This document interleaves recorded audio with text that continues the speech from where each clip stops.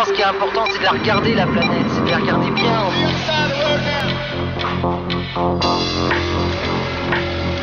They lied to us. They knew what was going on all along.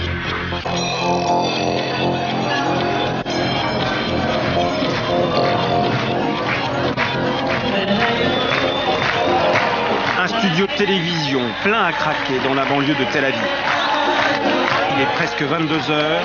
Dans quelques minutes va démarrer en direct le programme événement de la télévision israélienne.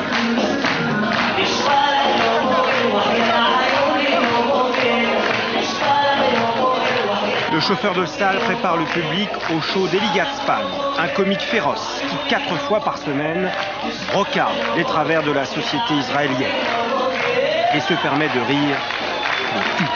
לא תמצאו זה בשום מקום אחר, רק בערוץ הקניות כאן בחוג'ה ברבון. ונעבור למוצר הבא, חגורת נפץ של גוצ'י, מתאימה למסעדות ואירועים חגיגיים, היצרן מבטיח מינימום 10 הרוגים. Come you and your family to this מאחז. No, it's legal. Fuck the government. All the government, they shit. All right, quickly, before they disappear these places. רימונית התנועה של הערבי שם כואב הראש, תני לו כדור, ילדה טובה. Bonsoir et bienvenue en Israël, un pays qui souffre notamment de son image à l'étranger. Mais comment parler d'Israël qu'on connaît surtout au travers de la guerre avec les Palestiniens? Quelle image donner de ce petit pays, grand comme la Bretagne? Quoi qu'on fasse en fait, les images montrées vous cataloguent en pro ou en anti-israélien, voire même en antisémite. Ce qui est sûr, c'est qu'il est impossible d'évoquer ce pays sans tenir compte du poids de son histoire. La Shoah, qui fait qu'encore aujourd'hui, les Israéliens craignent par-dessus tout la remise en cause de la légitimité de l'existence de leur État. Malgré ces écueils, nous allons vous montrer pourquoi Israël est aujourd'hui à la croisée des chemins en posant les questions les plus dérangeantes. Israël, questions interdites, c'est le 5e numéro d'Un œil sur la planète.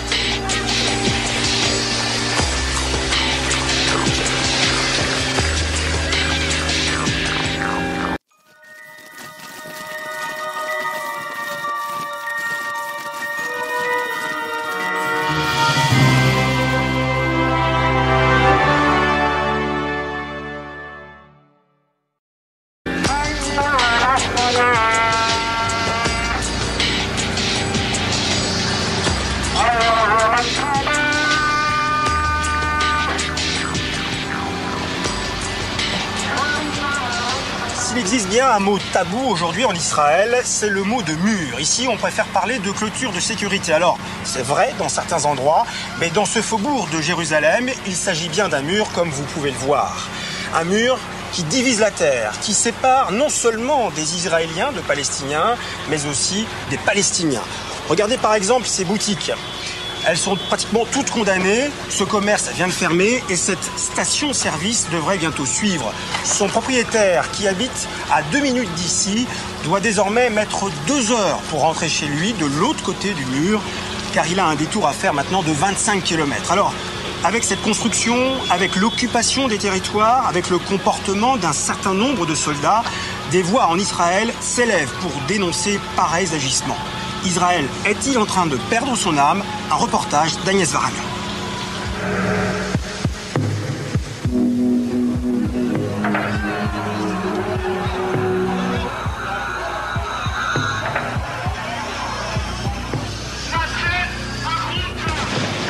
Attentats, répression, occupation, il faut sortir de l'engrenage de la violence, sinon Israël court à la catastrophe. C'est le cri d'alarme de 4 anciens patrons du Shin Bet, le service de sécurité d'Israël. En novembre dernier, ces patriotes appellent à un sursaut du pays. Nous sommes en train de devenir des occupants professionnels. Je crois que j'ai utilisé ce mot. Et je dis ça de manière péjorative.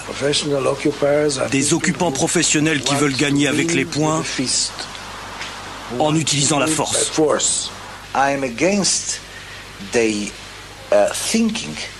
Je suis contre ceux qui pensent qu'en opprimant, en forçant, en tuant et en humiliant les Palestiniens, On les fera ramper vers la table de négociation. La majorité des Israéliens pensent qu'il n'y a pas d'avenir pour Israël dans la bande de Gaza et en Cisjordanie, et que nous devons céder ces territoires. Comme ça, nous serons débarrassés de la population palestinienne qui y vit. Depuis le début de la seconde intifada, le terrorisme a coûté la vie à près de 900 personnes en Israël. Je condamne les Palestiniens, mais ce n'est pas le problème. Le problème, c'est que doit faire Israël pour son propre avenir? Ce n'est pas de chercher à qui la faute. Les Palestiniens sont mauvais, méchants, meurtriers, tout ce que vous voulez. Je ne les défends pas, bien au contraire. Ils sont responsables de ce qui se passe ici. Mais le problème, ce n'est plus de savoir qui il faut accuser. La question, c'est que doit-on faire pour rendre notre vie meilleure et plus facile? Je ne crois pas que l'État d'Israël soit menacé par le terrorisme. Le terrorisme n'est pas une menace pour l'existence de l'État d'Israël. C'est dramatique. La population paie le prix fort, mais ce n'est pas une menace pour l'État d'Israël. Ce constat émane de l'ancien président de la Knesset, le Parlement israélien. Selon lui, la sécurité du pays ne doit pas être le prétexte à l'occupation des territoires palestiniens. Et puis il y a la prise de position de héros de l'armée comme Iftar Spector, un as de la chasse israélienne. En 1981, il participe au bombardement de la centrale nucléaire irakienne d'Ozirak. Israël doit arrêter les terroristes, parfois en utilisant la force. Mais ça ne donne pas le droit à Israël de tuer des gens innocents. Israël doit arrêter les terroristes, parfois même les tuer. Je suis d'accord. Mais il y a des lois pour faire la guerre. Même pour combattre, mener une guerre, vous devez respecter la loi. Sinon, vous êtes exactement comme les terroristes. Avec Iftar Spector, 26 autres pilotes signent en novembre une pétition. Ils refusent toute mission dans les territoires palestiniens. Vous ne verrez pas leur visage. L'armée de l'air les a sanctionnés, mais ils espèrent revoler un jour et pour cela doivent rester anonymes. Le sang de nos familles et de nos amis nous aveugle. Ce que nous demandons aux gens, c'est qu'ils lavent ce sang et qu'ils regardent de l'autre côté, reconnaissent et voient qu'il y a des êtres humains en face d'eux. D'accord, certains sont des terroristes. Oui, peut-être que ces terroristes méritent de mourir. Ce que je dis, c'est que juste à côté de ces terroristes, il y a une nation tout entière. Est-ce qu'on doit laisser les terroristes nous dicter notre morale? Ou est-ce qu'on la définit nous-mêmes? Je peux vous dire que depuis que je suis dans l'armée, j'ai pu voir et je vois à quel point cette limite a été repoussée. Il y a 3 ans, un pilote de chasse n'aurait jamais pensé qu'un jour, il pourrait décoller du centre d'Israël, voler 2 minutes, s'arrêter au-dessus de Gaza et balancer une bombe d'1 tonne juste au milieu d'une zone très peuplée.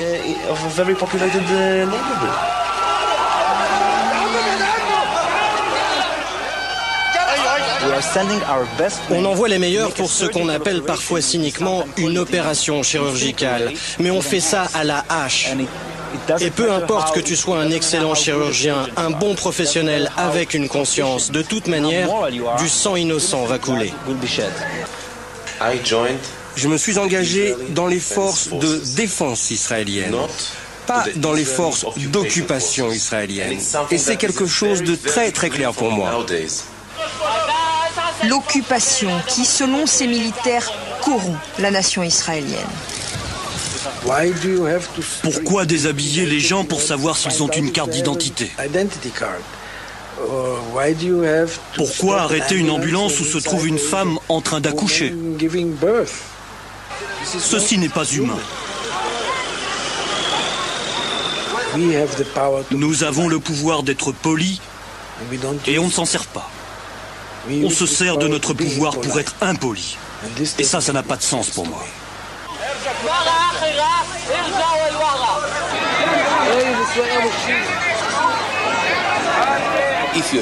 Si vous êtes allé là-bas, vous avez vu quelle éducation mon garçon, mon fils, reçoit là? Quel genre de violence il ramène à la maison? Comment ça se traduit dans sa conduite, dans ses relations avec sa famille?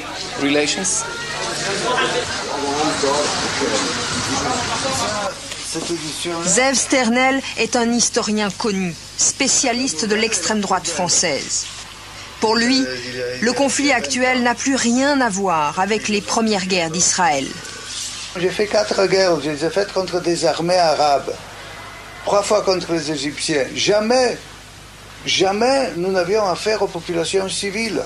Pour la première fois aujourd'hui, le soldat, le tankiste, le parachutiste, l'officier de commando se trouve face à une population civile dont il a peur parce qu'il ne sait jamais où se trouve le danger et face à laquelle il joue le rôle de garde-chiourme.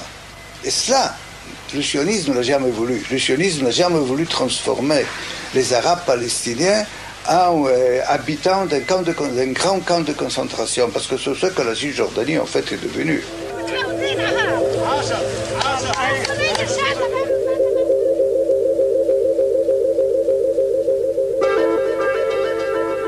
Selon Ariel Sharon, faire barrage au terrorisme exige la séparation entre les deux peuples. Séparation, c'est un mot. Ça veut dire apartheid en Afrique du Sud.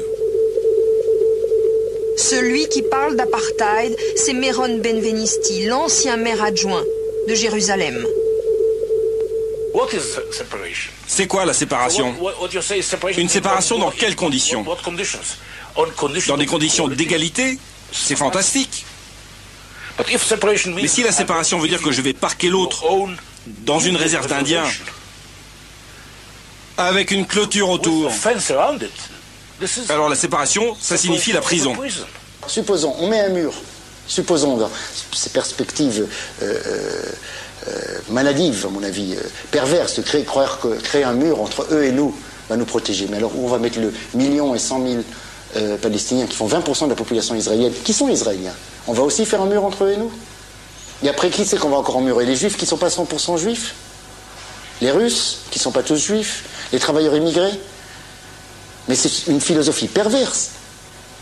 La vie n'a plus de sens. De vivre dans un enfermement permanent, c'est ça qu'on appelle la folie.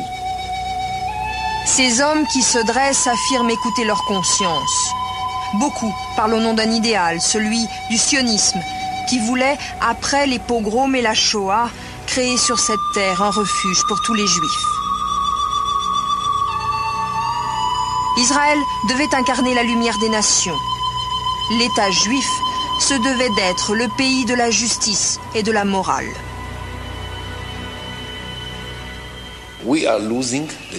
Nous perdons, jour après jour, ce qui faisait l'État juif. Nous perdons nos valeurs morales et notre raison d'être ici. Être juif, c'est par définition exiger de moi-même bien plus que je ne demande aux autres. C'est un défi, c'est ma raison d'être. C'est tout ce qui fait un juif. C'est assumer une mission morale, c'est porter un message de paix, c'est accepter d'être meilleur parce que tu es un enfant de Dieu. Faire partie du peuple élu, ce n'est pas être en pilotage automatique.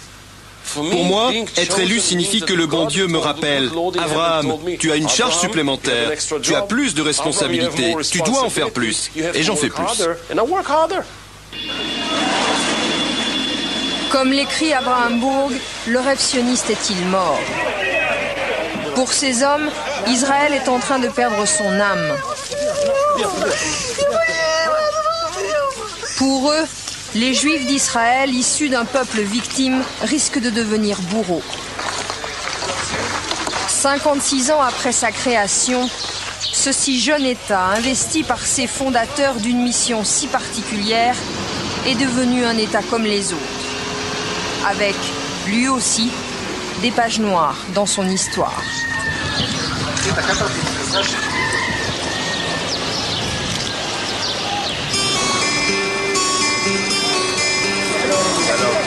Ces paroles fortes émanent d'une minorité en Israël. Près de 2 Israéliens sur 3 ont réélu Ariel Sharon et soutiennent sa politique de fermeté. Voilà ce qu'on entend au marché de Jérusalem à propos de ces hommes qui osent dénoncer cette politique. Ils ont le droit de parler. On est dans un pays démocratique. Ils ont le droit de tout dire. Mais vous êtes d'accord? Je ne suis pas d'accord. Qu'est-ce que vous pensez des refusniks, ceux qui refusent de faire leur service militaire dans les territoires? Il ne faut pas aller là-bas. D'abord, je pense qu'il faudrait les attraper et ensuite les punir très sévèrement. Les Juifs, ils n'ont jamais perdu la morale parce qu'ils ont la valeur d'avoir un pays. Le monde entier, il a tout, chacun sa maison. Nous, on n'a pas eu une maison. Mais maintenant, on a une maison. Mais y compris en construisant un mur, monsieur? On est obligé de le construire tout le temps. Ils sont en train de nous tuer. Qu'est-ce que vous voulez qu'on fasse d'autre? On ne peut rien faire d'autre. Il y a des gens qui viennent ici se faire exploser et après il n'y a plus personne, plus de clients pendant un mois. Ici, on a construit des cafés, mais ils viennent se faire sauter. Les gens ne sortent plus de chez eux. On appelle ça une muraille de protection. Alors pourquoi vous êtes contre cette muraille de protection? Ça veut dire que vous n'avez pas envie qu'on se protège et que vous êtes satisfait uniquement quand il y a des attentats, quand on... C'est qui vous? Enfin, la France, quoi.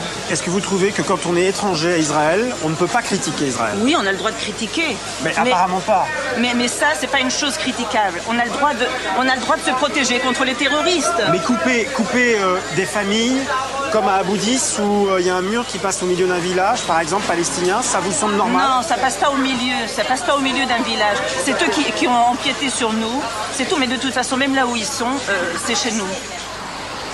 Toutes ces réactions peuvent vous paraître excessives, mais elles sont la conséquence directe de la peur des attentats. Et si à Jérusalem les mots sont durs, eh bien à Tel Aviv, où nous nous trouvons, on est dans un monde complètement différent. Tel Aviv l'insouciante, Tel Aviv la dynamique, qui ressemble davantage à Nice ou à Los Angeles qu'à Jérusalem, pourtant distante de 75 km seulement. C'est aussi cette réalité-là qu'Israël aimerait projeter à l'étranger.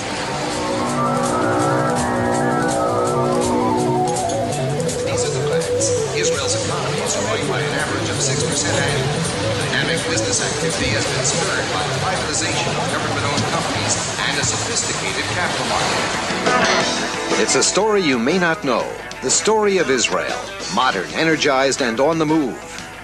Israel with one of the fastest-growing economies in the world, where new ideas are transformed into world-beating business concepts.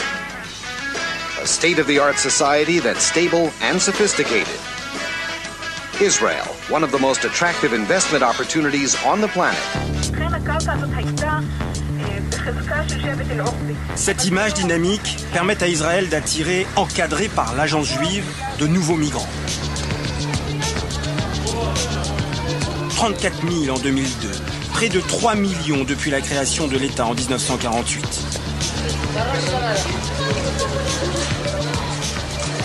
Ce centre accueille par exemple 1200 juifs éthiopiens. La plupart à leur arrivée ne parlent pas un mot d'hébreu. Durant 2 ans, ils sont pris totalement en charge. Le coût de cette intégration, $100 000 par personne, entièrement financé par la diaspora juive. Un effort considérable, le prix à payer pour préserver le caractère juif de cet État. Dans le pays, il existe plus d'une trentaine de centres d'accueil. Ils reçoivent les Juifs du monde entier, dont des Français, plus de 2000 l'année dernière, qui accomplissent leur alliance.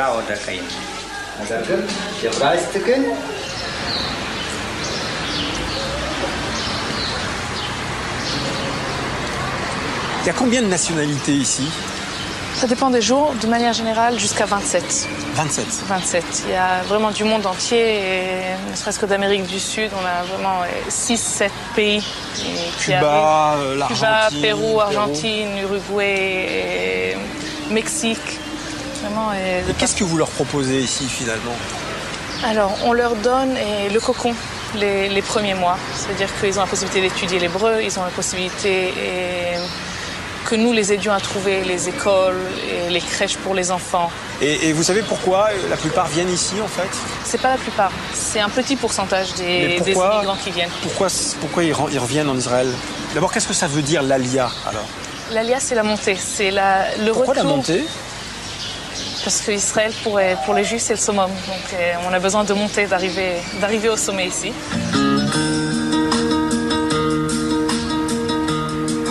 Pourquoi les gens viennent?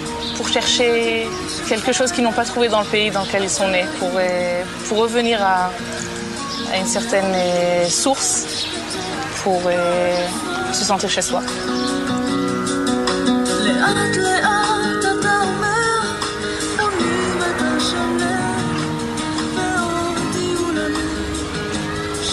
Parmi ces nouveaux immigrants, certains vont choisir de s'installer au beau milieu du territoire palestinien, dans une implantation comme celle-ci, qui est gardée jour et nuit, soit pour des raisons économiques, soit le plus souvent par conviction religieuse. Pour ces colons, la Cisjordanie s'appelle en fait la Judée et la Samarie, terre sacrée d'Israël. Alors, pourquoi finalement, malgré des déclarations officielles apaisantes, la colonisation se poursuit-elle? Israël est-il devenu l'otage de ces colons qui ne représentent pourtant que 3% de sa population? La réponse avec cette enquête de Martine Laroche-Joubert et de Gilles Jacquier.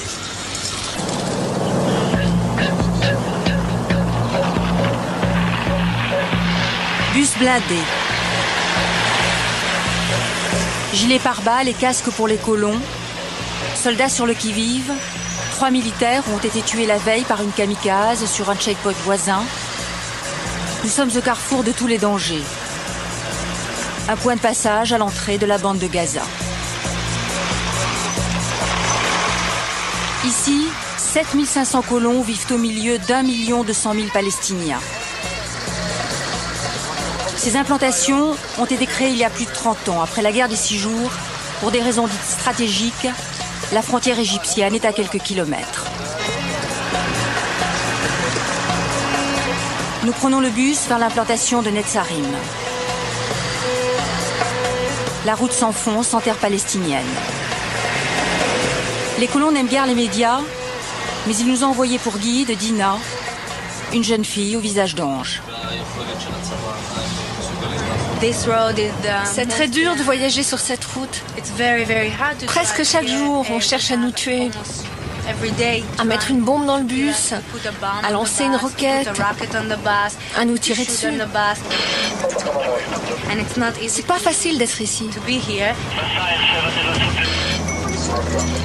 Un trajet d'une vingtaine de minutes, nous arrivons à Netzarim, une enclave israélienne de quelques kilomètres carrés.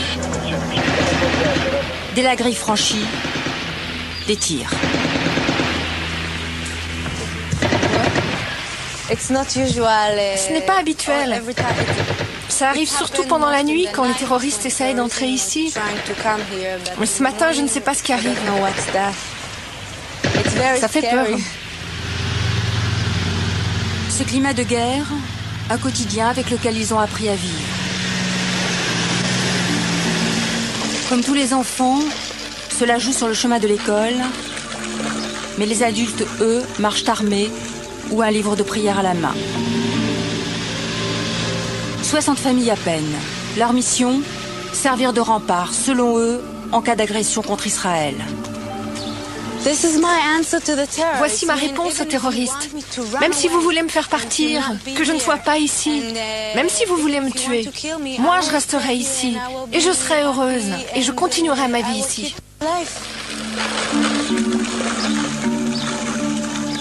Une véritable foi dans son rôle qui fait tenir Dina. Un rôle qu'elle récite comme une leçon. Les bons sont d'un seul côté, le sien. À Gaza, ces scènes bibliques sont trompeuses. Palestiniens et colons vivent dans un face-à-face mortel. Les Israéliens ont construit des murs pour se protéger des tirs sur la route. Plus de 20 morts ici depuis le début de la seconde intifada. Jacques, d'origine française, nous amène à Kfar Darom, dans une usine plusieurs fois la cible d'attaques palestiniennes. Un contremaître proteste à notre arrivée.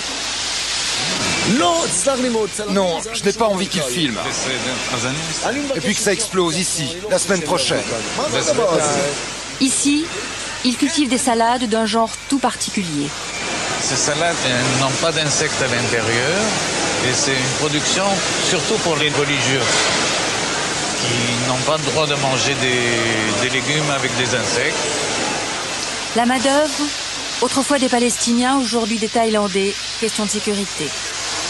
Jacques veille au versement de leur salaire à des milliers de kilomètres d'ici, plus difficile qu'avec les Palestiniens d'à côté. Les Thaïlandais, ça nous revient très très cher et ça ne nous convient pas. On préfère travailler avec les Palestiniens. Un Thaïlandais nous revient 3 fois, 4 fois le prix d'un Palestinien. Mais vous n'avez pas le choix. Et on n'a pas le choix. Jacques, arrivé en Israël il y a 20 ans, a fondé sa famille ici, dans une des colonies de Gush Katif. 7 enfants, une mentalité de pionnier. Il a suivi les incitations du gouvernement de l'époque qui l'a poussé à s'installer dans la bande de Gaza. Alors aujourd'hui, comme hier, il respectera d'éventuelles instructions. S'il y avait un ordre du gouvernement comme quoi vous devriez évacuer, vous partiriez? Absolument. Absolument, tout le peuple. Il y a une certaine limite. C'est pas de nous mettre à la porte du pays d'Israël, mais... Il y en a qui disent qu'ils ne partiraient à aucun prix. Il y a toujours un prix à payer. Il y a toujours un prix à payer. Mais le prix, c'est la paix. Partir comme Jacques ou rester comme Dina. Du comportement des colons dépend en partie une solution pacifique au Proche-Orient. À 2 heures de là, la Cisjordanie. De nombreux Israéliens vivent dans ces colonies parce que c'est moins cher. Loyers attractifs et avantages sociaux. Certains accepteraient de partir en échange de compensations financières, mais sur 230 000 colons, plus du tiers vit dans de véritables villes autour de Jérusalem, comme ici, Ma'ale Adumim. Des villes que les Israéliens ne considèrent plus comme des colonies, elles sont déjà annexées de fait. L'avenir de la paix se joue ailleurs, là où idéologie et religion se confondent, comme à Hébron avec ses 500 colons. Ils ont quasiment vidé le cœur d'une ville de 120 000 Palestiniens. Vous parlez quelquefois avec des Palestiniens comme eux? Dans le passé, oui. Aujourd'hui, c'est très rare. C'est très difficile, vous savez, quand vous menez une guerre, vous devez être très prudent pour ne pas coopérer avec l'ennemi. L'ennemi, c'est le Palestinien. Alors on promène bébé, M16 en bandoulière. Une image difficile à assumer.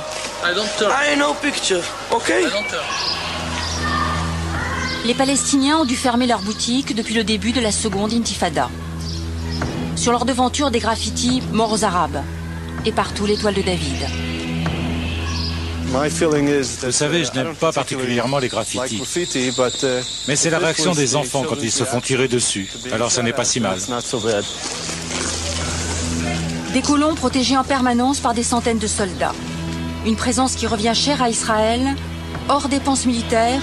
Un colon coûterait en moyenne 2 000 € de plus par an qu'un citoyen ordinaire. Au minimum le double, sécurité comprise. À Hébron se dresse le caveau des patriarches, un lieu sacré pour les juifs et pour les musulmans. Certains y viennent sous haute escorte. Il y a 10 ans, un colon, Baruch Goldstein, a tué ici 29 Palestiniens. À Hébron, recueillement et tragédie se croisent. Madame Zerbib est originaire d'Algérie. À 19 ans, elle arrive ici, entraînée par sa foi dans le grand Israël décrit dans la Bible. Un choix payé au prix fort. Lorsque notre petite fille Shalevet a été assassinée par les terroristes il y a 2 ans et demi, c'est vrai que c'était très difficile, ça a tout remis en question, mais en fin de compte, c'est un choix qu'on a fait dans notre vie pour Hébron et c'est pour Eretz Israël. Et on accepte avec amour tout ce que Dieu fait. Une tragédie qui l'a rendue intransigeante. Pour elle, la solution serait d'expulser 2,5 millions de Palestiniens hors de Cisjordanie. Oui, pourquoi pas? Si on peut se permettre de transférer des Juifs, pourquoi pas transférer des Arabes? Je pense qu'il y a suffisamment de place. De toute façon, il y a 127 pays arabes dans le monde, pourquoi pas? S'il y a déjà quelqu'un qui dérange, ce sont les Arabes, ce sont eux qui doivent partir, pas nous. Elle a recueilli sa fille dont le mari est en prison. 17 mois ferme pour transport illégal d'explosifs. Aurital, 24 ans, 4 enfants, vit au milieu de ce que les Israéliens appellent la jeunesse des collines. Difficile de les découvrir, ils se cachent dans des caravanes et des bus délabrés, loin des regards. De jeunes colons, encore plus radicaux que leurs parents. Incontrôlables, ils s'installent où bon leur semble et rejettent toutes les institutions traditionnelles. Certains refusent même de parler aux non-juifs. Je ne veux pas parler à ces journalistes, ça va rendre mon âme impure. Si j'avais la force morale d'affronter leur impureté, je leur dirais dans les yeux. Nous retrouvons ces jeunes face à l'armée pendant la démolition de cette synagogue construite sans permis.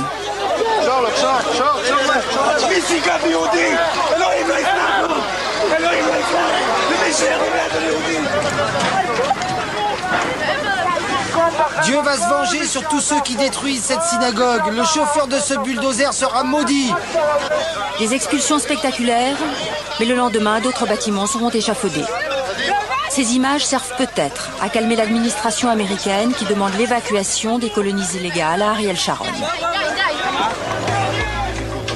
Ariel Sharon le voici en 1981, ministre de l'Agriculture sous le gouvernement Begin.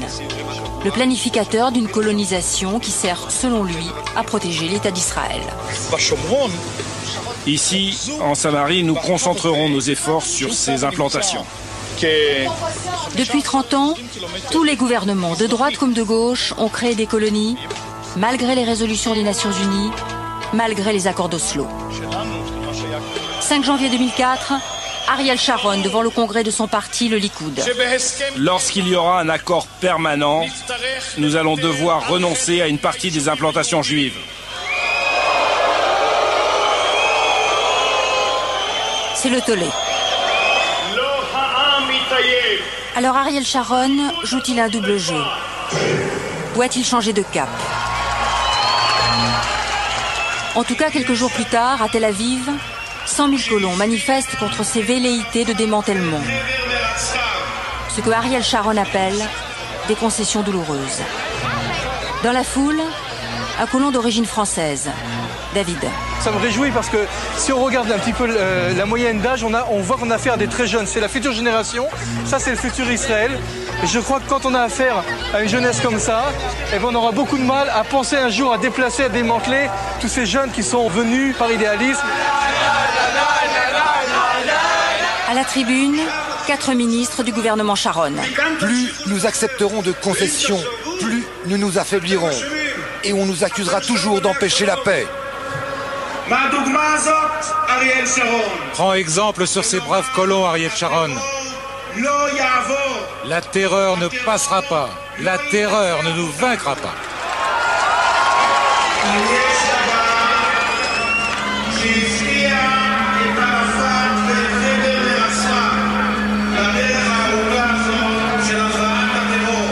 Et les députés du Likoud, ils sont là, ils sont à la tribune ce soir, ils sont ici derrière nous.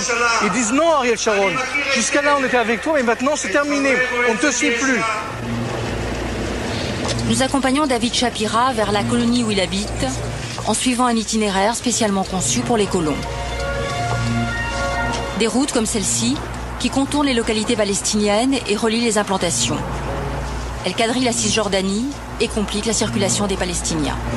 D'après les colons, une nécessité. Si j'ose m'aventurer à l'intérieur d'un territoire arabe, territoire palestinien, j'aurai toutes les chances de me faire lyncher et donc nous ne devons plus emprunter les mêmes routes que les Arabes. Shalom. David veut nous convaincre qu'il n'est pas un colon, au sens littéral du terme, et qu'il est bien chez lui, à Bethel, une petite ville de 5000 habitants, au cœur de la Cisjordanie. Alors il nous entraîne, accompagné d'un responsable de la mairie, vers ces vestiges archéologiques. Nous sommes les seuls conquérants au monde, que quand on creuse la terre qu'on a conquis, nous trouvons la trace de nos ancêtres. Ici, vous avez une cuve à vin, et vous avez des dizaines de sites comme ça, des bains rituels, des cimetières, des usines d'huile d'olive de l'époque. Et c'est pour ça qu'on est revenu ici. On est revenu à la maison.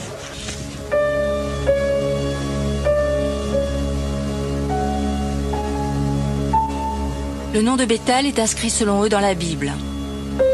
Alors qu'importent les lois des hommes. Même l'air inspire la sainteté ici. L'air, simplement, le sol, tout. Nos ancêtres ont vécu ici, je vois pas pourquoi. C'est bien avant que les Arabes soient là. Palestiniens, etc., peu importe comment on peut les appeler. Si pour des raisons de paix, on vous demande de partir? Ça, c'est sûr que si le gouvernement demande de partir, on partira, tant pis. Mais ce sera pour revenir encore plus, avec plus de force un peu plus tard. Une conviction imperméable à toute contradiction.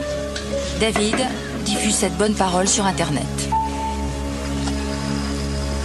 Quant à l'avenir politique des Palestiniens, il se montre très réservé. Je vois quelque chose qui ressemblerait à un État, ce que j'appellerais État minus, c'est-à-dire un genre de fédération autonome qui pourrait s'autogérer dans les affaires civiles. Pour cet État minus, pas d'armée, un territoire morcelé et des pouvoirs limités. Les Palestiniens peuvent-ils l'accepter?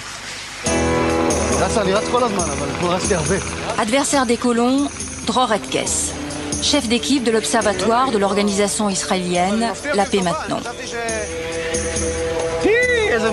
Chaque semaine, il prend l'avion et surveille les avancées de la colonisation.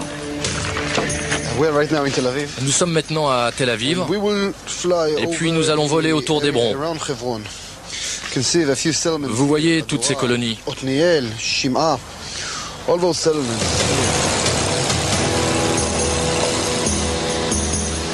Vue du ciel, l'étendue des terres sous le contrôle des colons impressionne.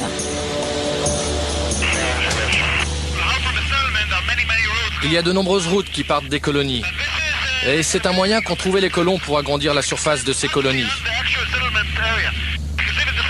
Vous voyez, elles ne sont pas très étendues. Mais avec ces routes, les colons contrôlent une zone 3-4 fois plus grande. La mission de Dror, traquer les avant-postes, une centaine, qui pourraient être la base de nouvelles colonies. Vous voyez là à droite ces containers blancs? Vous voyez là, à côté de la route? C'est une manière évidente d'agrandir les colonies. Je vais aller au ministère de la Défense avec la photo et je vais leur dire, espèce d'enfoiré, regardez ce que vous laissez faire. Vous voyez là cet avant-poste? Le gouvernement a annoncé qu'ils allaient le démanteler la semaine dernière. Depuis, rien n'est arrivé. Migron, l'avant-poste le plus important en Cisjordanie. Un avant-poste s'installe comme ça. On pose des antennes téléphones au sommet d'une colline, un gardien s'installe, puis sa famille, des proches. C'est illégal, mais en quelques semaines, une petite colonie voit le jour. Pour la protéger des chiens d'attaque. Ils sont, paraît-il, très efficaces. Mais cet avant-poste est-il vraiment illégal? En tout cas, ce sont des employés des services publics qui viennent poser l'électricité.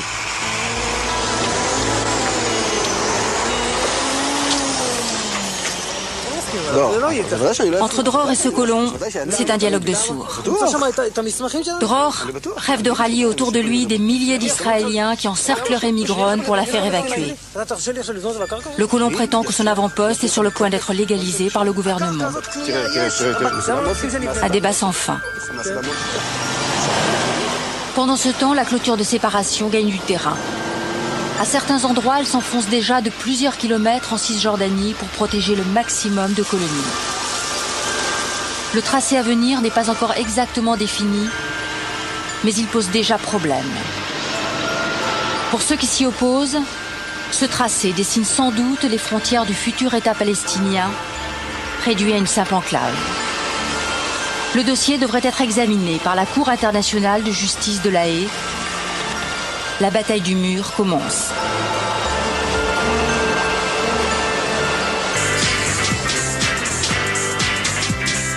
Le sort des implantations est un enjeu crucial en Israël.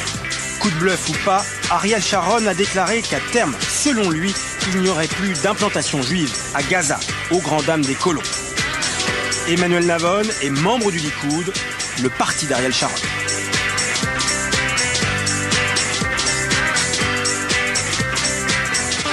Bonjour. Bonjour.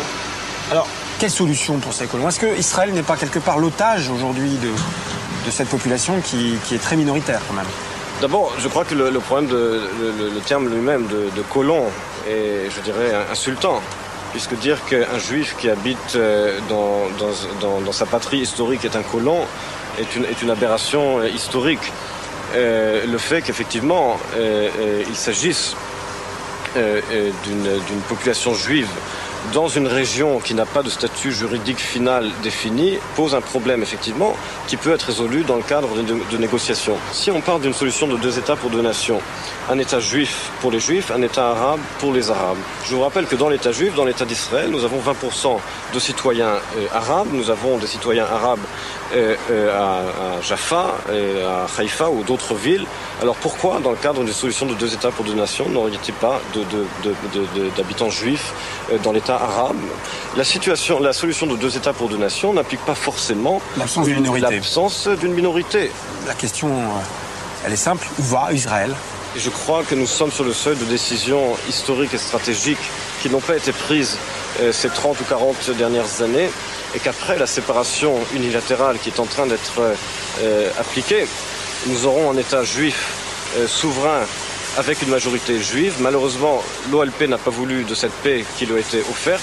Elle devra se contenter de ce qui lui reste face à un État juif qui continuera de se défendre, qui n'acceptera pas cette méthode hypocrite de faux accords pour améliorer sa situation stratégique face à Israël, et que nous aurons un État juif souverain, bien entendu qui ne sera pas sur la totalité de la terre d'Israël.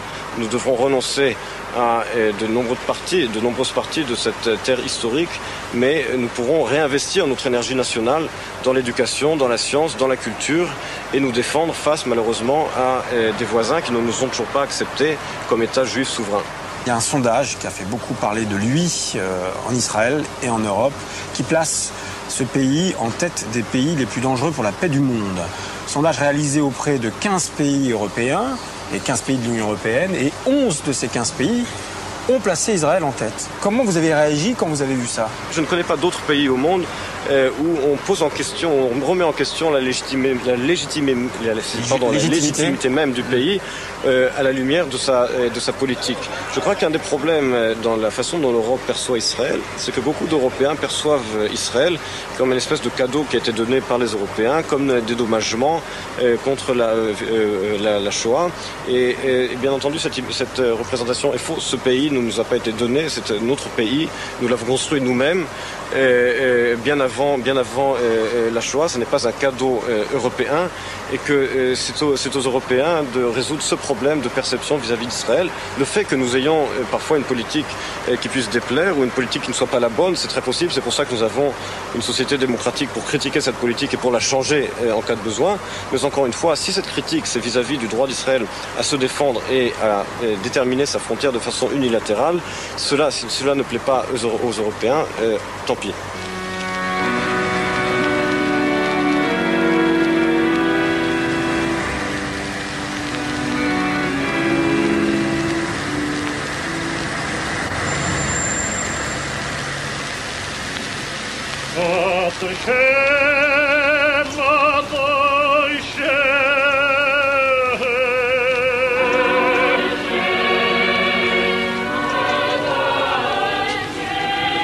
Ce pays, un homme l'a rêvé. Théodore Herzl, qui est enterré ici, est l'un des pères fondateurs du sionisme.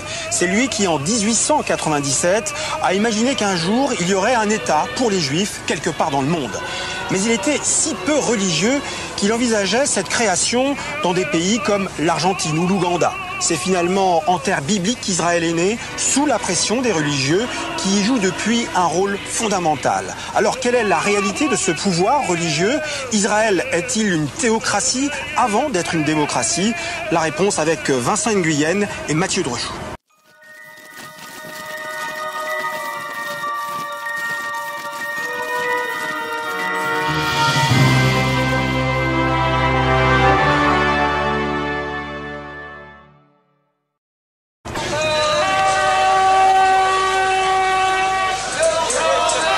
Au marché de Jérusalem, chaque vendredi, c'est la même histoire. Venant d'un autre âge, quand arrive le soir, ils sortent de nulle part. Ici, on les appelle les Haredim, les craignants Dieu. Ils sont pressés, et à coups de corne, ils pressent les autres. Dans quelques minutes, ce sera Shabbat, jour du repos. Vendre et acheter sera interdit. Conduire un véhicule, manipuler quoi que ce soit d'électrique, interdit. Dieu en a voulu ainsi. Tant que les commerçants n'auront pas éteint les lumières et fermé boutique, la toque de fourrure leur sifflera dans les oreilles. Dans ce marché, comme dans tout le pays, les juifs ultra-religieux sont minoritaires. Les marchands se moquent un peu d'eux, mais au bout du compte, ils obtempèrent. Pur folklore ou vrai symbole? Quand peu après, une sirène annonce officiellement le début de Shabbat, ce ne sont pas les orthodoxes qui interdisent aux voitures de traverser leur quartier, mais la police de Jérusalem. Shabbat Shalom. La ville sainte observe un silence pieux et Israël s'interroge sur la place de la religion dans sa démocratie.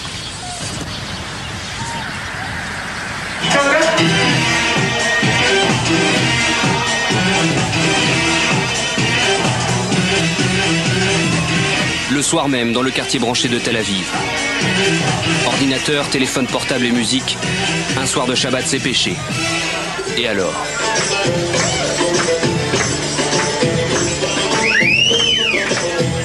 Ici, on fait la fête. Et on consomme autant d'alcool que d'électricité.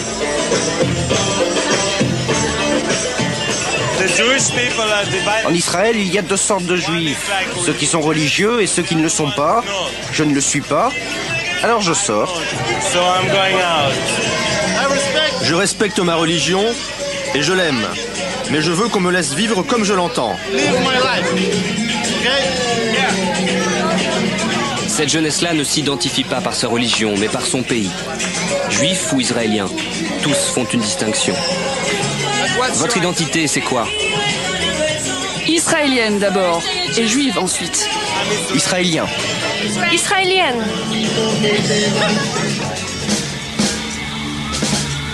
Israël. État juif ou État des Juifs? Claude Klein a beaucoup réfléchi à la question. Cet universitaire a traduit le texte fondateur du sionisme, écrit par Theodor Herzl à la fin du XIXe siècle. Dans ce texte, l'homme évoque plus une terre refuge qu'une terre promise. Herzl était un bourgeois de Vienne qui avait vécu à Paris, qui avait beaucoup voyagé et qui voyait une sorte de démocratie à l'occidentale. Et je crois qu'il le dit de façon extrêmement claire. Il a notamment une formule extraordinaire. Il dit nous garderons les rabbins dans les synagogues comme il faut garder les soldats dans les casernes. Mais en Israël, près de 10% des juifs sont ultra-religieux. Comme Shlomo, qui de ce monde va nous entrouvrir la porte.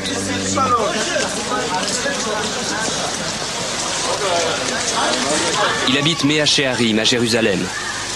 Autour de ce quartier vivent des dizaines de communautés orthodoxes. Elles ont des règles et des codes vestimentaires distincts, mais le néophyte n'y voit que du noir. Vivre en Israël pour les Haredim, c'est d'abord un paradoxe. Pour eux, seule l'arrivée du Messie aurait justifié la création d'un État hébreu. Mais ils habitent quand même en Terre Sainte, parce que c'est un des préceptes divins qu'ils doivent observer. Il y en a 613 en tout. 248 obligations et 365 interdits règlent leur vie. Ici, on regarde le visiteur de travers et on en exige une tenue correcte, surtout pour les dames. Pas de décolleté, pas de manches courtes, pas de jupe courte, pas de pantalon et pas d'habits trop moulants. Pourquoi? Parce qu'ici, l'éducation, c'est... On essaye de... Pas de cacher, mais on essaye de protéger les enfants de tout ce qui est pros, tous les problèmes de ce monde, etc.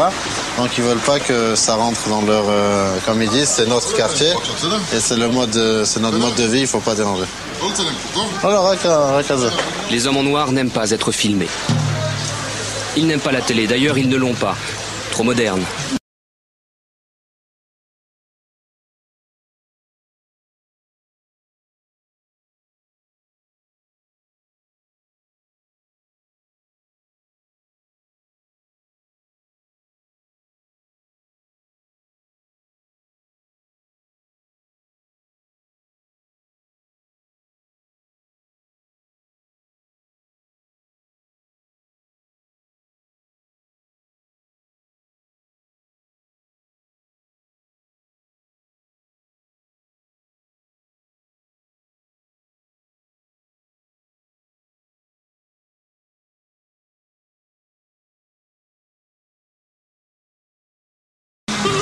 Ici, plus la famille elle grandit, chaque année il faut rajouter un petit balcon et chaque année il faut murer le balcon de l'année précédente pour transformer ça en chambre pour les enfants.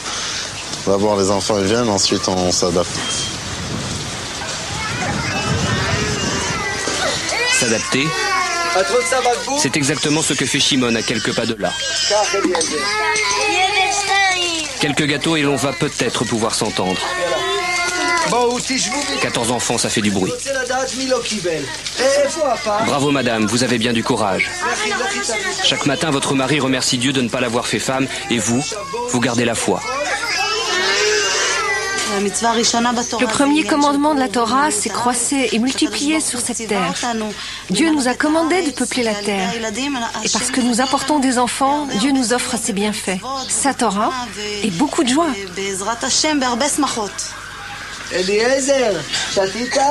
Eliezer est le petit dernier et il le restera.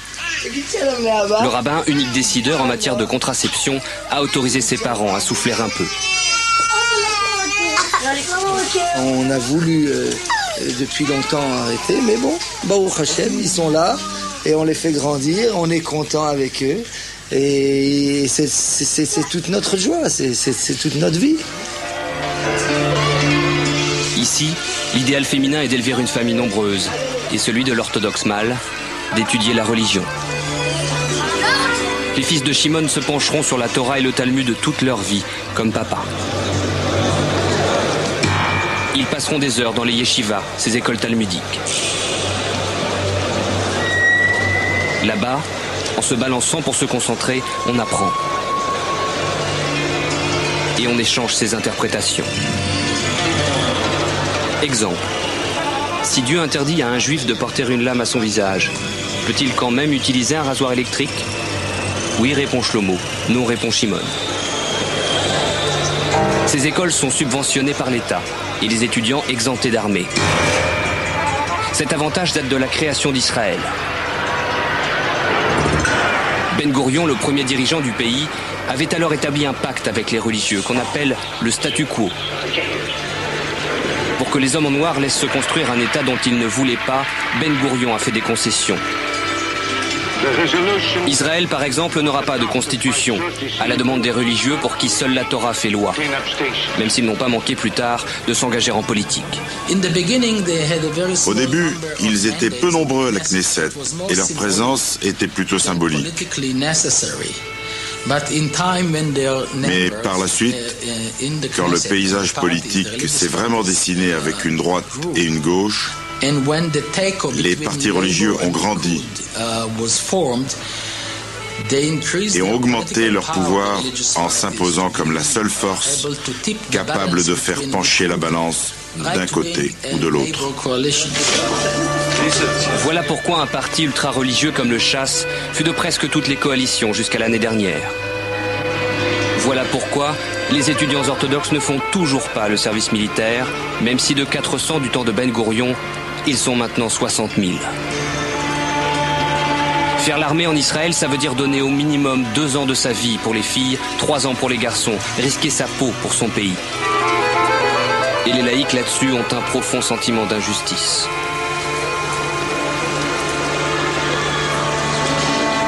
Le statu quo, c'est aussi le contrôle par le grand rabbinat de la nourriture cachère. Dans les cantines des administrations, un rabbin veillera toujours à ce que les fonctionnaires ne mélangent pas viande et laitage. Les hôtels ont généralement leur rabbin, mais ils n'y sont pas obligés. Le domaine où le statu quo pèse plus directement sur la vie des Israéliens, c'est l'état civil. Qui a le droit de se marier, de divorcer ou d'être enterré dans un cimetière juif? Ce sont les tribunaux rabbiniques qui décident, avec le Talmud en guise de code civil. Et s'il y a un doute sur la judaïté d'une personne, ce rabbin n'autorisera pas son mariage au nom de la survie du peuple juif. Le seul petit peuple qui a survécu depuis 3000 ans, alors que de grandes civilisations ont disparu, c'est le peuple juif. Et c'est la Torah qui l'a préservé. Le mariage est le ciment du peuple juif. Autrement, nous finirons tous goy.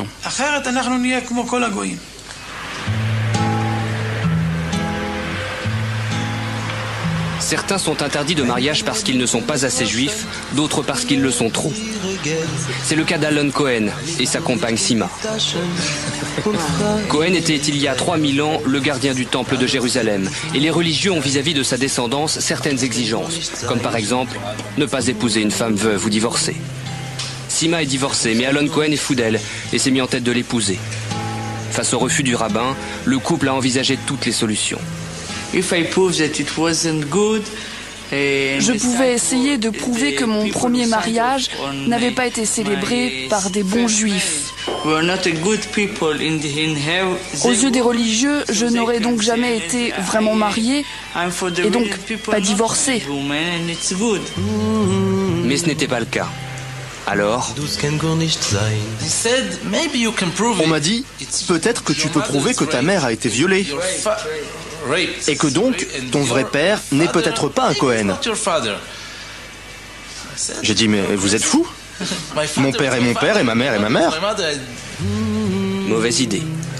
D'autant qu'une autre loi juive interdit aux enfants adultérins de se marier pendant 10 générations. Alors Alon et Sima se sont passés du rabbin. Ils ont fait une belle fête entre amis. Et ils se sont mariés quand même. Enfin, pas tout à fait. Comme le mariage civil n'existe pas, ils ont signé ensemble un contrat devant une avocate.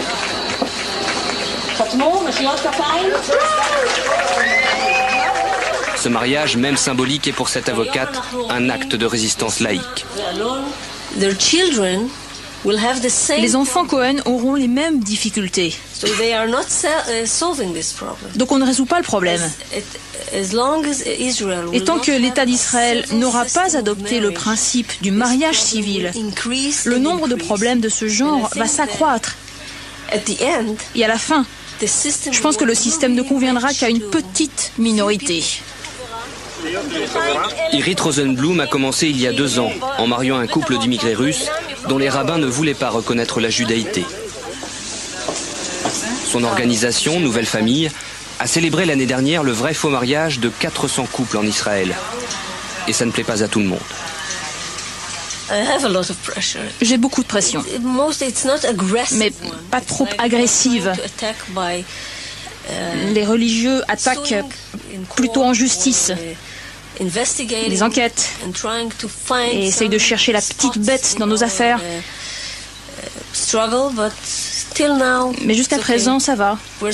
On survit. On continue le combat encore et encore. Et je crois qu'on va gagner. Parce que chaque année, nous avons de plus en plus de gens qui s'adressent à nous. De plus en plus de couples choisissent aussi de prendre le large. Grâce à des agences spécialisées, ils vont se marier civilement à Chypre, puis régularisent leur union à leur retour.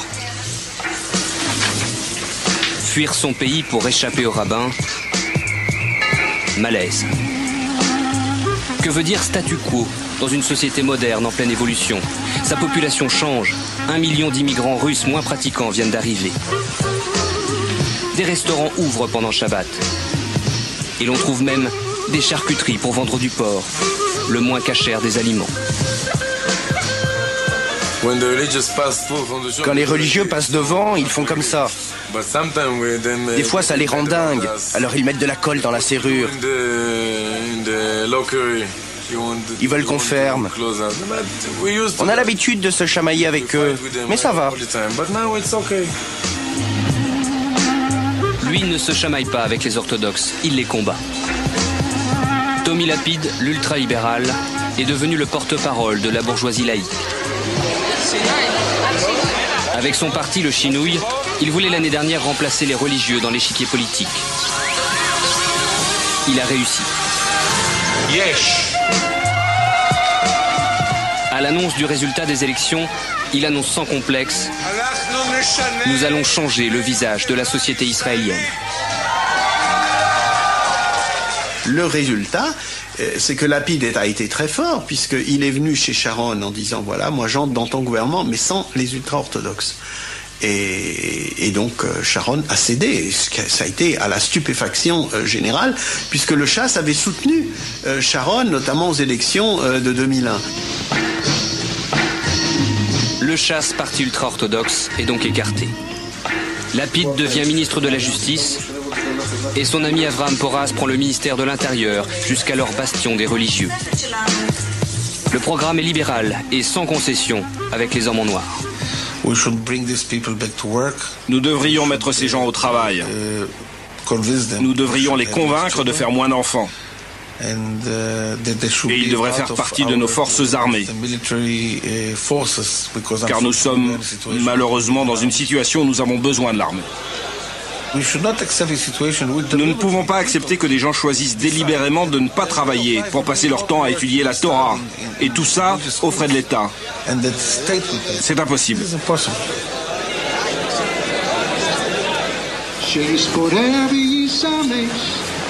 Dans les rues piétonnes de Jérusalem, des religieux font la manche et confirment.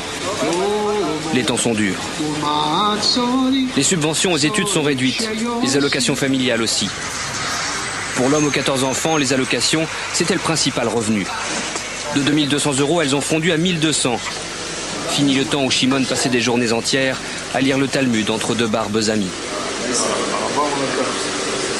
Maintenant, je viens la matinée et je travaille une demi-journée aussi. Je fais un peu de transport d'enfants au Talmud Torah où mes enfants se trouvent.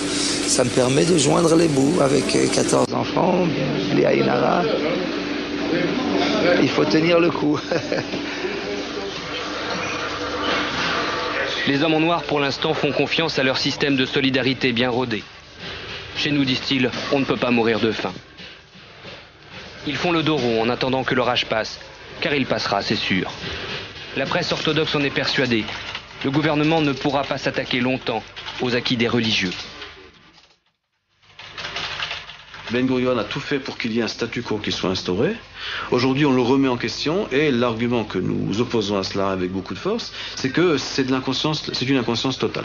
Ça amènerait à une catastrophe rapide entre nous et vraiment la dissolution d'un État. La minorité orthodoxe a déjà montré qu'elle peut se mobiliser. En 99, pour manifester contre une Cour suprême jugée trop laïque, une marée noire avait submergé Jérusalem. Mais au fond, religieux et laïcs le savent, entre leurs deux communautés, le divorce total est impossible. Question d'identité. Le seul ciment qu'il y ait dans cet État juif, c'est finalement ce qui se passe dans sa culture et dans son identité profonde. S'il n'y a plus de culture, s'il n'y a plus d'identité profonde, il n'y a pas de raison même d'être ici, il ne faut pas se faire d'illusions. Donc, tout ce qu'on peut espérer de la démocratie israélienne, c'est qu'elle tende vers un peu plus de laïcité, dans la société comme en politique. Mais en aucun cas, on ne peut envisager que l'État hébreu devienne un jour aussi laïque que la France ou les États-Unis.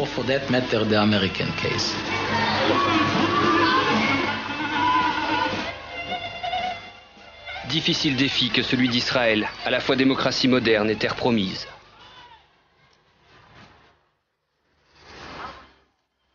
Les deux traits qui, sur le drapeau israélien, encadrent l'étoile de David, sont les rayures d'un châle de prière.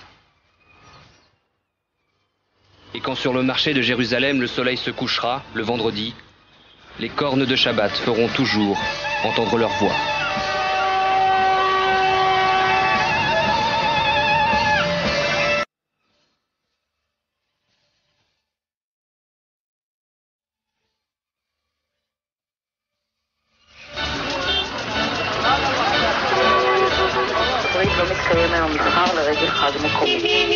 להעלאת שער החליפין של הדולר, שני המטבעות העיקריים, כפי שהם נקבעים במסחר בדקות אלה. ין יפני, 107. Le sort des colons comme le poids du religieux sont autant de facteurs de crispation, voire même de blocage de la société israélienne. Mais en élisant 2 fois Ariel Sharon, les Israéliens ont choisi, une majorité d'entre eux pensent que pour vivre en sécurité, il faut se séparer des Palestiniens, quitte à accepter des situations d'exception. Nous sommes au barrage de Kalandia, près de Ramallah.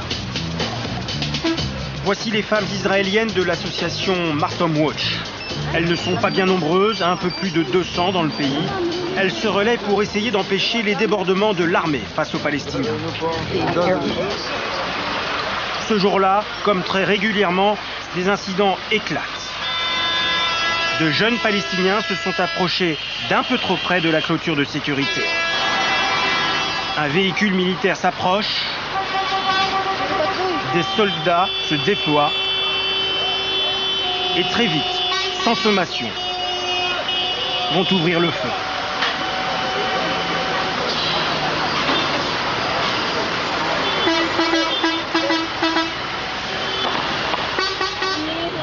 Balles en caoutchouc ou balles réelles, on ne sait pas. Mais cela provoque la colère d'Yvonne Mansbach, qui appelle immédiatement l'état-major pour décrire la situation.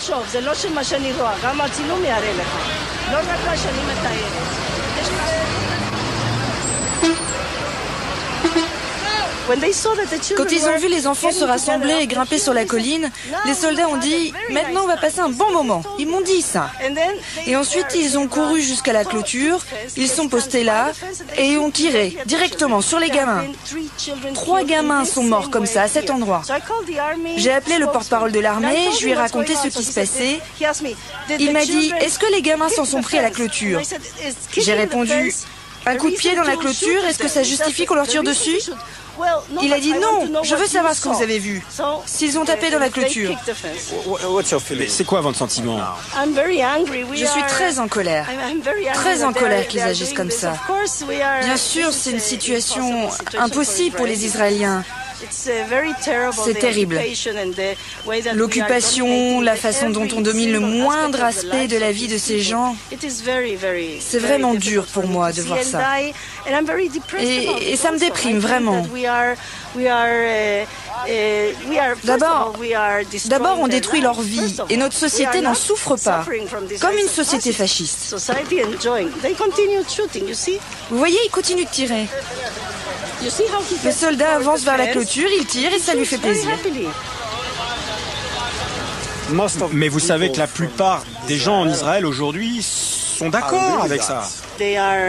Ils ne remettent pas en cause la politique du gouvernement. Et petit à petit, leur mentalité évolue. Par exemple, l'officier m'a dit « Est-ce qu'ils s'en sont pris à la clôture ?» Les gens commencent à penser que toucher à la clôture est un crime passible de la peine de mort.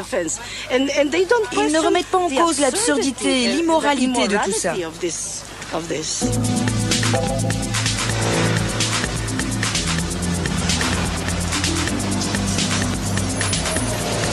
Une liberté de parole, une révolte qui ne trouve que peu d'écho dans l'Israël d'aujourd'hui. Cet incident est tellement commun qu'il ne fera pas l'objet d'une ligne dans la presse israélienne. Nous sommes dans les locaux d'Haaretz, l'un des grands quotidiens du pays, qui relate sans complaisance le conflit avec les Palestiniens et ses conséquences. Plus de 3 ans d'intifada qui pèsent moralement sur la société israélienne, mais aussi économiquement. Nous avons rendez-vous avec Daniel Ben-Simon, un homme plutôt à gauche, un des grands éditorialistes du journal Haaretz.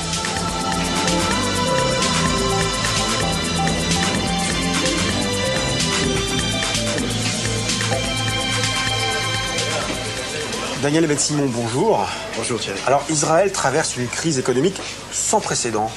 Pour quelles raisons et quelle est la nature de cette crise finalement? C'est la guerre avec les Palestiniens qui a cassé l'économie israélienne, qui était une des plus belles économies, une économie qui prospérait. Pendant les années 90, je crois qu'on appartenait au premier monde. Et aujourd'hui, on va appartenir peut-être au deuxième et on risque de tomber au troisième. Alors, la population, elle est quand même pas pauvre. Elle apparaît pas pauvre quand on se promène dans les rues de Jérusalem ou dans les rues de Tel Aviv. Mais je dirais qu'il y a plus de pauvres aujourd'hui qu'il y avait il y a 10 ans. C'est-à-dire qu'aujourd'hui, le seuil de pauvreté est beaucoup plus grand. Et on est aujourd'hui 7 millions d'Israéliens. Je dirais que la moitié de la population est au-dessous du seuil de pauvreté. La moitié? La moitié, c'est pas une pauvreté absolue, c'est une pauvreté, je dirais, les gens ont à manger, mais ils sont moins à l'aise, ils ne peuvent pas se permettre de vivre comme il faut. Je dirais qu'on est pauvre, relativement parlant, en face de la France ou des États-Unis, c'est ça. Mais on n'est pas pauvre comme l'Inde ou le Pakistan ou l'Afghanistan. Alors en même temps, Israël a une armée surpuissante, investit beaucoup dans le budget de la défense. Ça veut bien dire qu'il y a de l'argent. Il y a de l'argent, mais malheureusement, le problème d'Israël, ou peut-être la tragédie de ce pays, c'est qu'elle n'a pas un jour de repos. Ce pays n'a pas un jour de repos parce qu'il est constamment sécuritaire. On a un Premier ministre qui passe 24 heures par jour sécuritaire. On a un gouvernement sécuritaire. On a un programme de vie sécuritaire. Ça se traduit comment? Ça se traduit parce que l'argent va vers la sécurité. Les meilleurs gens, les meilleurs cerveaux vont vers la sécurité. Je dirais on travaille pour l'armée aujourd'hui. À quelle hauteur, finalement, les dépenses publiques vont vers la défense plutôt que vers le social, par exemple? Écoutez, je peux dire que les Israéliens ont perdu 30% de leur niveau de vie économique en 3 ans. C'est terrible. 30% en 3 ans parce que l'armée absorbe de l'argent. Le besoin sécuritaire, le besoin de maintenir la Cisjordanie, de maintenir l'intifada palestinienne, c'est des centaines de milliers de gens qui travaillent jour par jour. Afin de maintenir ça, ça coûte des milliards de dollars. Ces milliards viennent des gens comme moi, comme les gens qui travaillent ici. 2 fois, on nous a coupé le salaire ici, afin de maintenir l'effort militaire. C'est pas seulement nous, c'est tous les Israéliens. Combien de temps cela peut-il encore durer? Tenir comme ça? Je crois que les Israéliens, malgré la réussite dans toutes ces guerres, sont dans un état de lassitude. Et je crois qu'il y a un cri général d'essayer l'option de la paix. Est-ce qu'on peut vivre naturellement ici ou pas? Si on arrive à la conclusion qu'on est une caserne militaire et qu'on doit vivre comme des militaires, je crois qu'on a perdu le sionisme. On a perdu l'âme de cet État.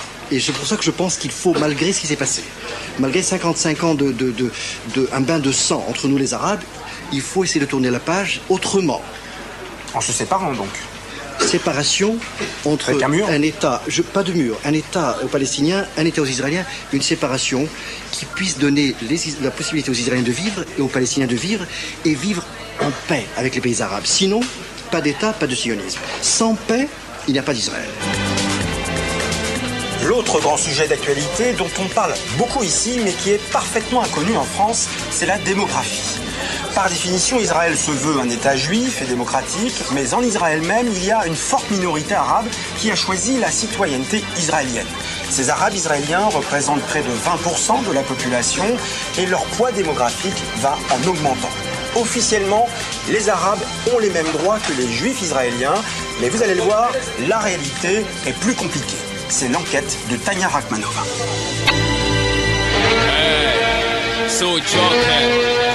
Il s'appelle Adel, Faour, Jamal, Fadi, Doua, Tamer. Tous, ils sont arabes israéliens. Comme eux, ils sont 1 200 000 en Israël, près d'1 habitant sur 5. Selon la déclaration d'indépendance, ils ont les mêmes droits que les habitants juifs, ils votent. Aujourd'hui, parmi 124 députés de la Knesset, 11 sont arabes. Et pourtant, ces arabes ne se sentent pas considérés comme des citoyens à part entière. Dans cet État, du Premier ministre au dernier employé du service public, chacun considère l'État comme un État juif, un État pour les Juifs. Les Arabes ne sont que tolérés ici. Pour moi, cette attitude est déjà discriminatoire. La discrimination est-elle réelle? Comment se traduit-elle dans la vie quotidienne? Nous sommes allés à la rencontre de ces Israéliens que nous connaissons si peu, les citoyens arabes de ce pays.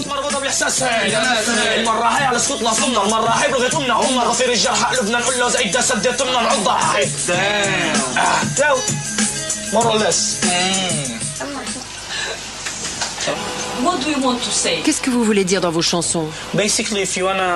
C'est avant tout des chansons pour crier notre colère. Quand vous êtes chez quelqu'un, vous ne pouvez pas faire ce que vous voulez. Mais moi, je ne peux pas faire ce que je veux chez moi, dans mon propre pays, ma propre maison. Ces garçons font partie du groupe rap Dam. Ils chantent la révolte des jeunes arabes d'Israël qui n'acceptent plus d'être les citoyens de deuxième classe. Leur source d'inspiration, Malcolm X, le rap noir américain et le groupe français IAM. Après les expulsions de 1948, ma famille a été envoyée ici.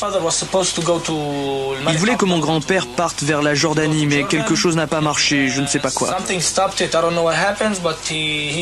Il est resté ici. Il fait partie de ceux qui ont eu de la chance dans ce cauchemar. Il a pu rester ici. Et toi, tu voudrais partir en Palestine? Non, je suis né ici, je veux rester ici. J'espère que mes enfants naîtront ici, je veux même mourir ici. Mais pas tout de suite. Je resterai ici où mes parents sont nés, et je resterai arabe. حياة امتحان واللي بامتحنك معطيك امتحان اللي زيه ولا مرة كان واحنا بنسقط بننزل بالنادي بعض وين يا وردة قد ما بندبل. 1948, c'est pour les Arabes de Palestine la Nakba, la catastrophe. L'État d'Israël qui proclame son indépendance est un État pour les Juifs. Ses dirigeants veulent la terre, mais pas ses habitants. Les Arabes fuient par peur des massacres ou sont chassés par l'armée israélienne. Presque 800 000 Palestiniens quittent leur pays pour la Jordanie, le Liban, l'Égypte ou la Syrie. Ils ne sont que 150 000 à rester à l'intérieur du nouvel État. Jusqu'en 1965, ils vivront sous un gouvernorat militaire qui surveillera et limitera leurs déplacements. Mais ils ont la citoyenneté avec une mention supplémentaire. Arabe, musulman et libre. Ce vieillard habite Araba Naïm, un village qui ne figure sur aucune carte officielle car il n'est pas reconnu par l'État d'Israël.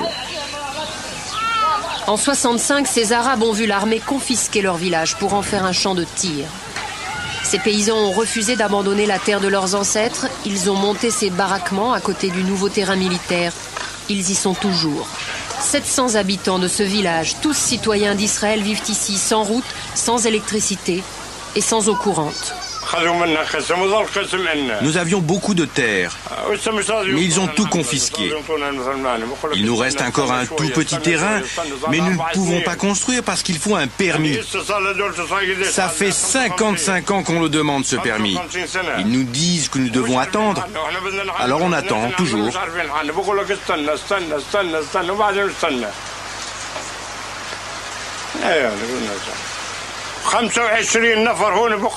Nous sommes 25 dans la famille. En hiver, on se rassemble ici, tout le monde, les adultes et les enfants, autour de ce poêle pour se chauffer. Et on reste ici, c'est ça notre vie.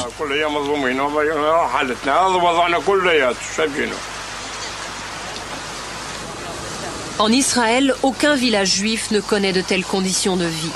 Coincé entre les terres d'un kibboutz et un champ de tir de l'armée israélienne, le village Arab al-Naïm peut être rasé par la police à tout moment.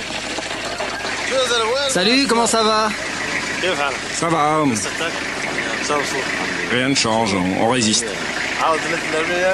Mohamed préside l'association des villages non reconnus d'Israël. Ici, son association a organisé la construction de cette route pour accéder au village.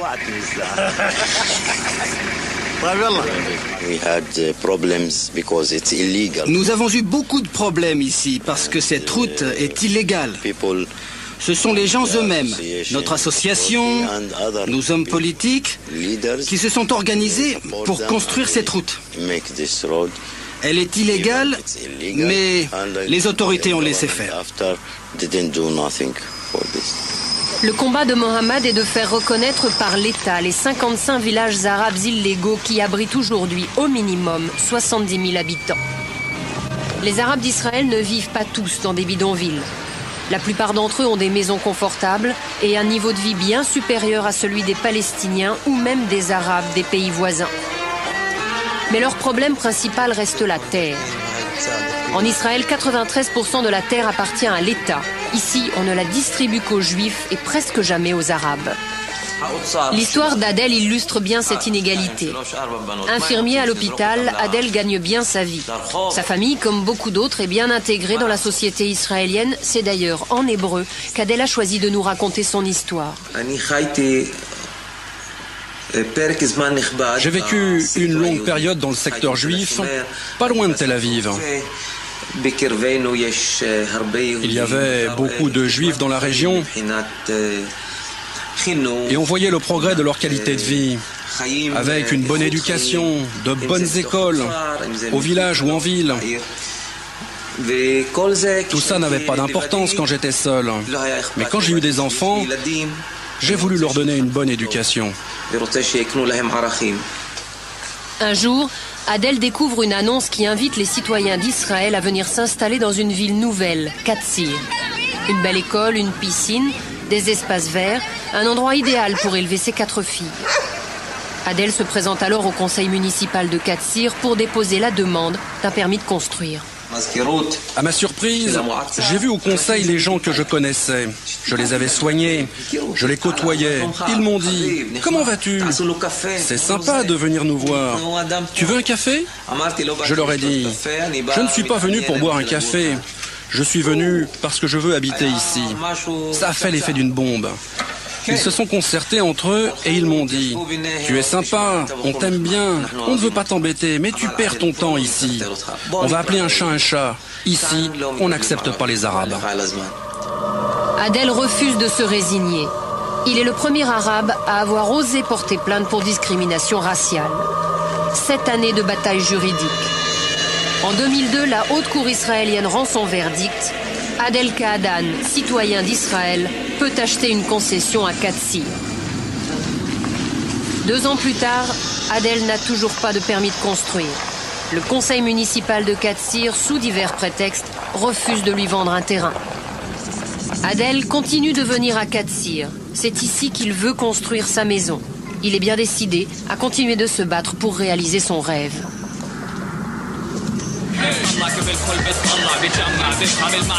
En Israël, la discrimination entre les Juifs et les Arabes ne concerne pas uniquement le droit à la terre. Le devoir sacré d'un citoyen de ce pays est de défendre sa patrie. Comme ici à Tel Aviv, on voit des soldats partout. Le service militaire est obligatoire pour les Juifs, garçons et filles, mais pas pour les Arabes. L'armée forge des amitiés à vie, elle ouvre aussi le droit aux prêts immobiliers très avantageux, aux bourses d'études. C'est aussi un critère de sélection pour l'accès au travail.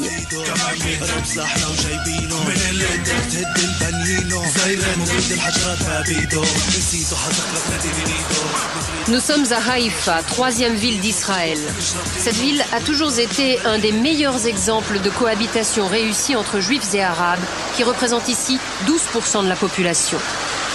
À Haïfa, la mixité existe à l'école et dans le travail, et malgré cela, les 2 communautés se mélangent rarement. À l'université, 20% des étudiants sont arabes.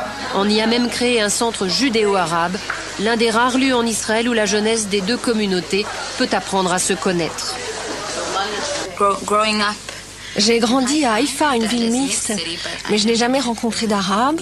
Je n'ai jamais eu d'amis arabes ni de voisins arabes. Mais au lycée, je me suis intéressée à la langue et à la culture arabe.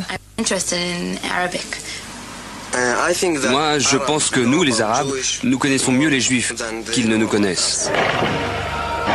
Avec le déclenchement de la 2e intifada en octobre 2000, tout bascule.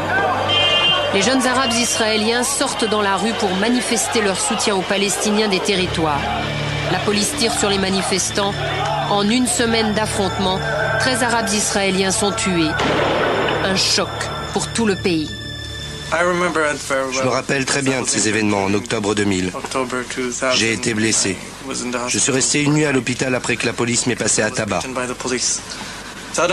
Sans crier gare, la police nationale, notre police, a tiré sur nous, des citoyens de leur propre pays.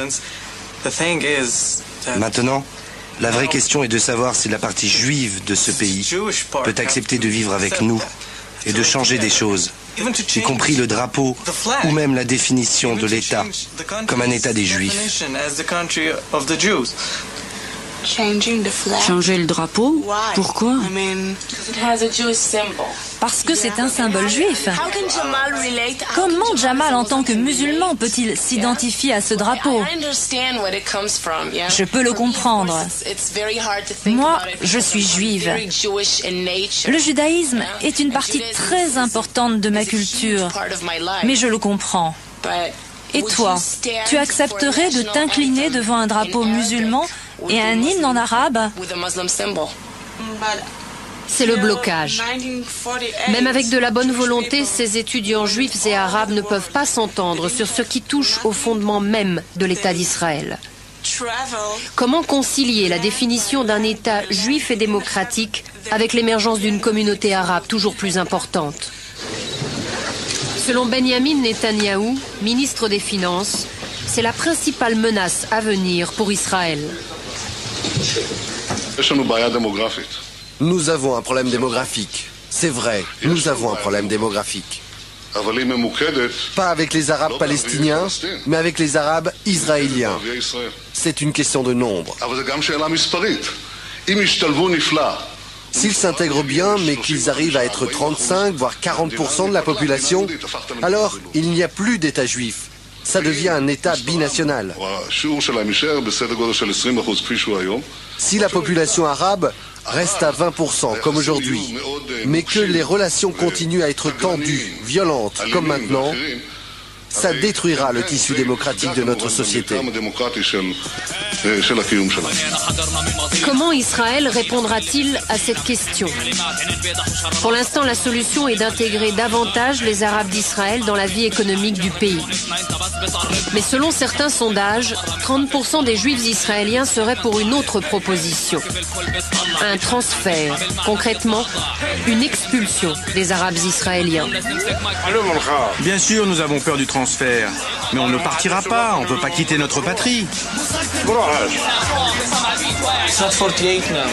Nous ne sommes plus en 1948. Nous sommes Israéliens et nous avons appris à nous battre pour nos droits.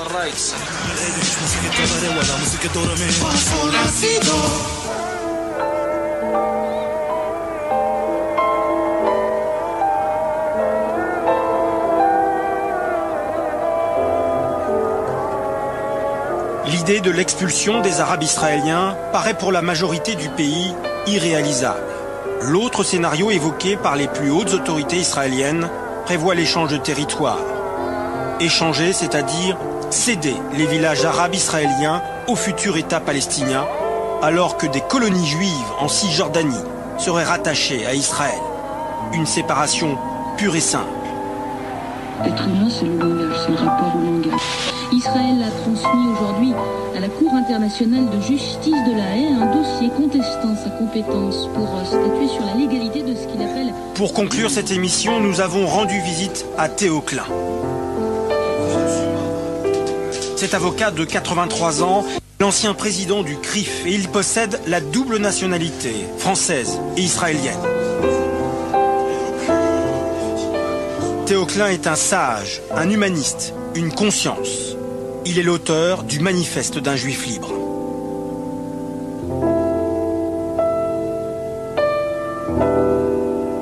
Théo Klein, bonsoir. Bonsoir. Alors moi, pour commencer cette interview, j'ai envie de vous poser une question toute simple. Où va Israël aujourd'hui? Où va Israël aujourd'hui? Oui, c'est une question qui est très simple dans son apparence et très compliquée pour la réponse à donner. Je crois qu'Israël, aujourd'hui, est interpellé par les événements, est interpellé par Genève, les accords de Genève, est interpellé par l'incapacité d'aboutir à quelque chose d'autre que le renouvellement permanent de la violence. Et comme vous le savez, les attentats ne s'arrêtent pas et les représailles ne s'arrêtent pas. Et tout cela ne peut aboutir qu'à des désastres mutuels d'ailleurs, parce que je crois que c'est aussi désastreux pour les Palestiniens et que pour les Israéliens. Que pensez-vous de ceux qui disent aujourd'hui qu'Israël est en train de vivre, de traverser une crise morale? C'est votre avis? Je crois qu'Israël traverse une crise qu'on pourrait considérer comme existentielle. C'est-à-dire qu'Israël est à la recherche de sa propre définition. Vous voyez bien que le problème des frontières, c'est le problème de la définition d'Israël. Est-ce qu'Israël veut être un État démocratique à majorité juive? Et à ce moment-là, il faut qu'Israël se contente du territoire sur lequel elle est assurée de cette majorité? Ou bien est-ce qu'Israël veut reconstituer un royaume biblique sur les frontières du Jourdain, de la Méditerranée, de l'Égypte et du Liban? Le Grand Israël. Auquel cas, le Grand Israël, c'est l'État binational. Pourquoi ne pas définir ces frontières, finalement? Oui, non, mais votre question est parfaitement pertinente. Mais il faut constater que jamais aucun gouvernement israélien n'a défini les frontières d'Israël. Aucun. À aucun moment. À cause de Non, c'est un peuple qui se construit et qui a du mal à se construire. Mais cette crise existentielle dont vous parlez, finalement, la majorité des Israéliens n'en a pas conscience. Je pense que les Israéliens, aujourd'hui, la masse des Israéliens, elle est complètement bloquée par les attentats. On ne peut pas se rendre compte à quel point ces attentats bloquent la situation en Israël. Parce que ces attentats renforcent l'idée que l'on a fait pénétrer dans l'esprit des Israéliens que les Palestiniens veulent nous chasser. L'idée même des Palestiniens pouvant aujourd'hui chasser les Israéliens de leur territoire est une idée absurde. Quand on connaît les forces en présence. Bah oui, mais Israël est une superpuissance. Mais pourquoi toujours avoir ce sentiment de victime? C'est dans la population, et ça c'est tout de même l'héritage de plus de 2000 ans. Où les Juifs étaient les victimes. Vous savez, quand on a joué le rôle de victime pendant des siècles, on sort difficilement de ce rôle-là. On a tout de suite l'impression que ça y est, ça recommence. Est-ce que ça passe, je dirais dire, pour qu'Israël arrive à maturité, en tout cas que sa population arrive à maturité, est-ce que ça passe par, entre guillemets, une mise au pas des colons? Ça passe d'abord par de l'intelligence, et ça passe ensuite par le respect. C'est-à-dire, en fait? C'est-à-dire, si moi, Israélien, je veux avoir un État, il faut que j'accepte que le Palestinien est un État. Et comme nous sommes sur la même terre, il faut qu'on trouve une formule. Et la formule passe par deux États. Alors, est-ce que c'est deux États ou deux souverainetés? On peut discuter sur les mots. Les Juifs veulent vivre majoritaire sur un territoire. On en a assez d'être toujours minoritaire, de se sentir toujours les obligés des autres ou être considérés comme ennemis par les autres. On veut avoir un endroit où on est chez nous et où on est tranquille. Nous devons accorder exactement la même chose aux Palestiniens. Et à partir du moment où on fixe ce principe-là, alors on peut parler de frontières, on peut parler de limites de souveraineté. Pourquoi ? Parce qu'il est clair que la population israélienne, elle se trouve regroupée là, et que la population palestinienne se retrouve regroupée de l'autre côté. Et donc si on admet le principe du respect des deux et de la souveraineté des deux, le tracé de la frontière, il se fait presque spontanément. Je crois qu'il faut essayer d'avoir des idées simples, mais des idées claires et des idées équilibrées. Je ne peux pas réclamer pour moi ce que je n'accorde pas à l'autre. En dehors de vous et de quelques voix, encore une fois, israéliennes, on a un peu l'impression qu'Israël reste un sujet tabou. Est-ce que, en tant qu'observateur, vous n'avez pas ce sentiment-là, finalement? C'est-à-dire qu'on ne se comporte pas vis-à-vis d'Israël comme on se comporterait vis-à-vis d'autres États? Eh bien, écoutez, je suis de ceux qui le regrettent. Moi, je pense qu'on a le droit de critiquer tous ceux qui sont critiquables. Et il faut essayer de critiquer les gens à bon escient, avec des raisons sérieuses. Mais il n'y a pas de tabou qui doivent exister.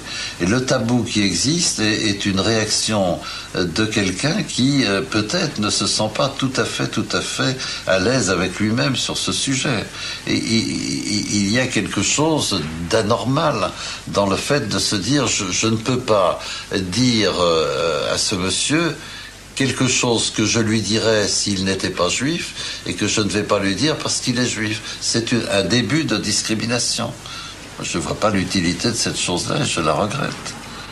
Mais en même temps, je pense que de notre côté, quand nous sommes critiqués, il ne faut pas non plus que nous réagissions tout de suite en disant nous ne sommes critiqués que parce que nous sommes juifs. Je peux être critiqué pour beaucoup de choses, que je sois juif ou pas. Il faut mettre les événements là où ils sont et les analyser pour ce qu'ils sont. Et ne pas mélanger tout et ne pas créer justement, recréer cette atmosphère extraordinairement dangereuse où vous n'avez pas le courage de me dire en face ce que vous pensez parce que vous avez peur d'être traité d'antisémite et où moi je vais réagir fortement à votre égard parce qu'au fond la raison pour laquelle vous êtes furieux, je ne veux pas en discuter parce que moi-même je ne sais pas si ma position est juste, alors je vous renvoie dans la figure que vous êtes antisémite. Non, ça c'est quelque chose, c'est un jeu trop dangereux.